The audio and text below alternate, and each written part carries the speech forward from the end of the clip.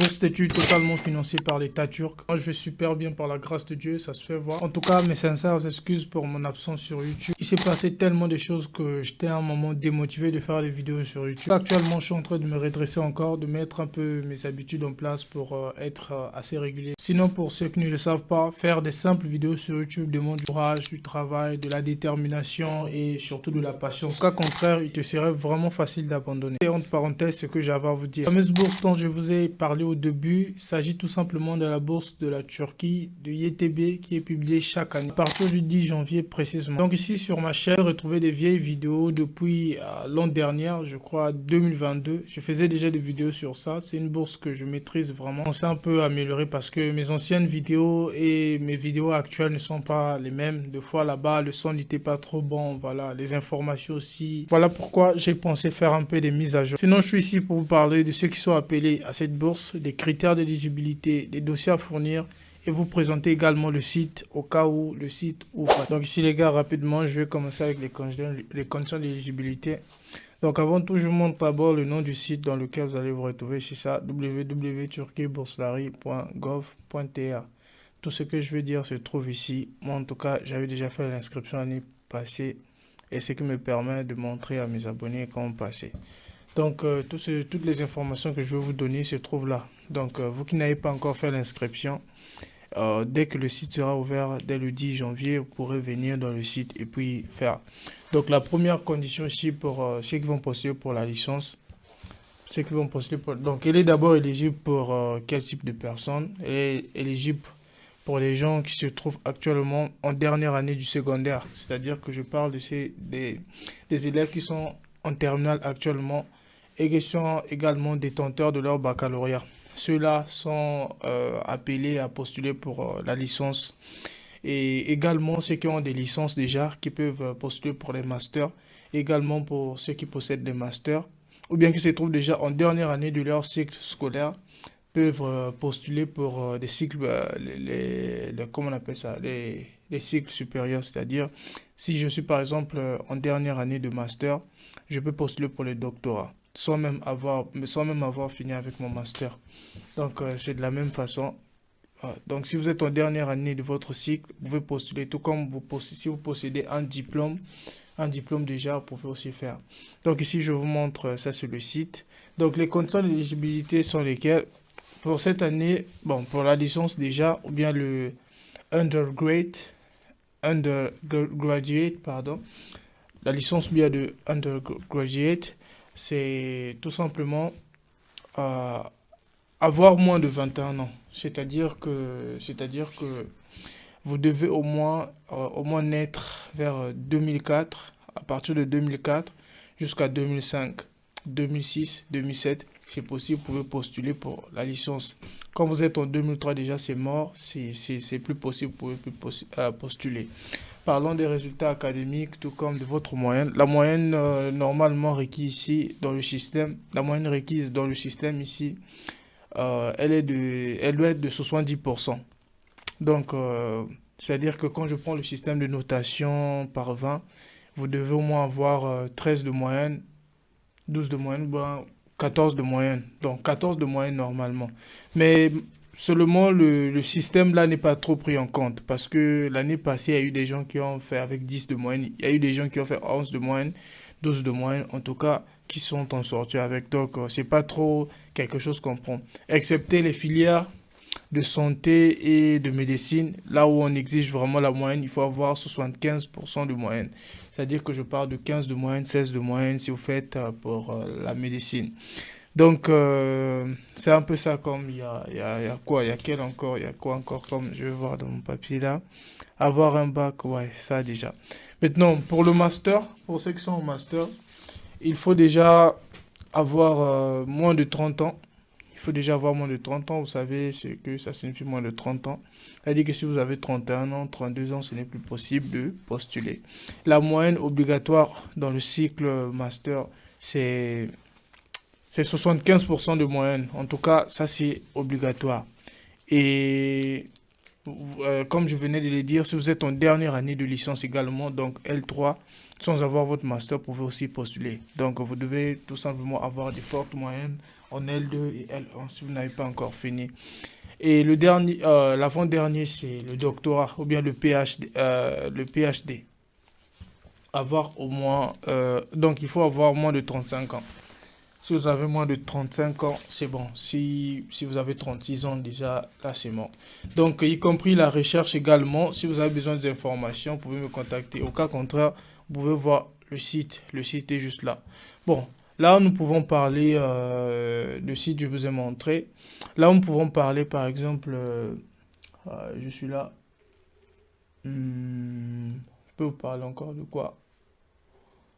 Je peux parler encore tout simplement des documents à fournir. Les documents à fournir. Moi, comme je vous avais dit, j'avais déjà postulé l'année passée. Donc ici, il est plus facile pour moi. Vous voyez, quand vous rentrez dans le site, premièrement. Ça, c'est pour l'année 2024. Et là, c'est pas les mêmes informations. Comprenez que quand on avance, il faut juste avancer d'une année pour que les conditions d'éligibilité changent. Donc voilà, j'avais déjà postulé.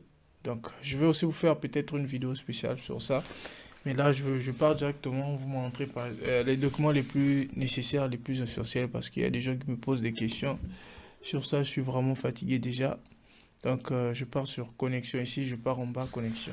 C'est de la même manière que vous pouvez déjà commencer à créer votre compte si vous êtes assez curieux. Bon, si vous n'êtes pas curieux, vous pourrez attendre des nouvelles vidéos qui arrivent, je vais faire de mon mieux. Ça, c'est par exemple un ancien compte que j'avais créé l'année passée. Et dans mes anciennes vidéos aussi, ça se trouve là-bas. Donc, si vous avez des questions, il y a un groupe WhatsApp que j'avais mis à votre disposition pour me contacter en privé, comme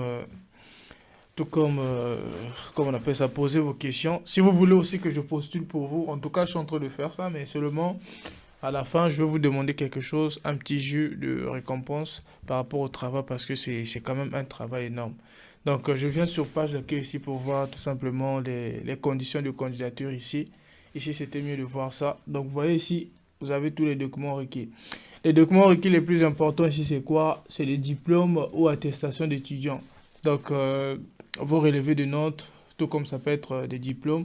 Si vous êtes en dernière année de fin de votre cycle, par exemple en terminale, on ne pourrait pas présenter le bac. Donc là, ça sera juste les bulletins de la première année, du premier semestre, premier trimestre, deuxième et peut-être troisième si possible. Si vous... Donc ici, il y a les résultats d'examen. Il y a le bac d'abord. Si vous avez un diplôme, vous pouvez présenter. Les résultats d'examen, c'est que je vous ai dit, les relevés de notes, pièces d'identité, photo portrait de 6 mois d'ancienneté au maximum. Donc voilà, des photos d'identité qui durent au maximum 6 mois. Donc vous allez prendre des photos. Donc ici, les pièces nécessaires, c'est ton passeport, ton diplôme d'abord, relevé de notes, attestation. Donc diplôme ou soit attestation et relevé de notes relevé de notes de ce diplôme-là. Tu as ta carte d'identité. Ça peut être ici, vous pouvez commencer avec votre carte nationale d'identité. C'est pas obligé d'avoir seulement le passeport. Vous pouvez commencer avec votre carte nationale d'identité. Vous postulez avec le temps d'avoir le passeport et le temps de délibération. Vous pouvez déjà avoir le passeport après. Et deuxièmement, il y a comment on appelle ça? Il y a vos photos. Il y a deux choses aussi essentielles que je n'ai pas signalées. C'est la lettre de motivation et la lettre de recommandation. La lettre de motivation, c'est la lettre qui sera écrite par le candidat lui-même. Donc, c'est vous-même qui allez écrire votre lettre de motivation. Vous allez tout simplement dire ce qui vous motive d'avoir choisi la Turquie ou bien d'avoir choisi telle filière, telle filière. Et enfin, la lettre de recommandation. La lettre de recommandation, elle sera écrite par un professeur certifié. Donc, souvent dans la lettre de recommandation, c'est souvent mieux de donner sa lettre à un professeur qui est déjà hautement gradé, donc d'université ou bien voilà, du lycée si vous êtes encore au lycée. En tout cas, ça ne va rien faire. Donc, de préférence, un professeur qui est dans le même domaine dans lequel vous allez choisir. Par exemple, si je choisis par exemple le domaine de la science, l'ingénierie, je ne vais pas aller demander à mon prof de français de m'écrire la lettre de recommandation. Je vais aller voir celui qui a fait physique, chimie ou bien mathématiques pour que ça coïncide. Parce que sur la lettre, Sur la lettre de recommandation se trouvent toutes les informations du prof. Qu'est-ce qu'il a fait? Il y a son adresse Gmail qui est là. On peut le contacter à tout moment pour demander, voilà, est-ce que vous avez fait ceci pour tel élève? Est-ce que, voilà. Donc, c'est un peu ça, le résumé de tous les documents, en tout cas, de tous les documents nécessaires que vous pouvez déjà chercher, tels que la lettre de recommandation, la lettre de motivation. En parlant de la lettre de motivation, il y a eu des gens qui m'ont demandé des exemplaires sur ça dans le groupe WhatsApp. En tout cas, je vais faire de mon mieux. J'avais un exemple de lettre de motivation. Vous pouvez tout simplement rejoindre mon groupe WhatsApp qui se trouve en description de cette vidéo. Je suis sûr que en rejoignant le groupe, je vais envoyer la lettre là-bas et puis ça va vous aider. Voilà, ça va vous aider tout simplement à avoir de l'inspiration, comment écrire une lettre de motivation. Bon, ceci, c'est juste comment postuler. Je ne veux pas trop être là aussi à expliquer. Je pourrais faire une vidéo spéciale sur ça. L'enregistrement de l'écran, je suis en train de vous montrer. Sinon, ce n'est pas aussi difficile que ça. Donc, je vous ai parlé de ceux qui sont appelés, les conditions d'éligibilité. Je vous ai parlé des documents à fournir. Et je vous ai également présenté le site. Donc, je crois bien que j'ai pu tenir ma promesse jusqu'à la fin de cette vidéo. En tout cas, merci d'avoir visionné la vidéo. Si tu as une question ou bien que tu veux que je postule pour toi, tu peux toujours me contacter.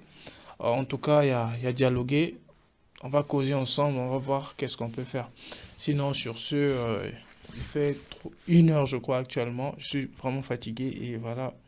Je vous laisse et bonne chance à tous. Rendez-vous le 10 janvier lorsque le site va ouvrir. Là, actuellement, c'est l'ancien système qui est là. Peace out.